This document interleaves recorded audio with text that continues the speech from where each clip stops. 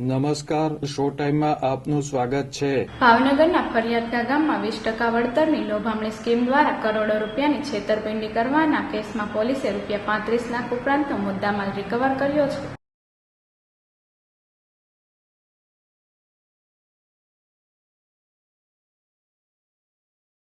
Vartej police મથકમાં ગુનો દાખલ થયા બાદ એલસીબી પોલીસે ફરિયાદકા ગામના સંજય ધામેચા અને યોગેશ ધામેચાની ધરપકડ કરી હતી।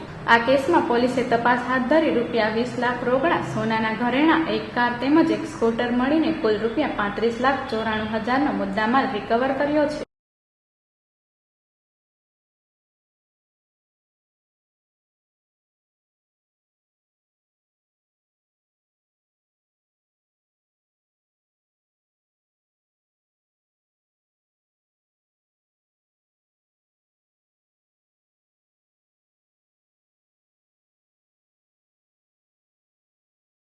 આ કેસમાં છેતરપિંડીનો ભોગ બનેલા રોકાણકારોએ આધાર પુરાવા સાથે એલસીબી પોલીસનો સંપર્ક કરવા અનુરોધ કર્યો છે।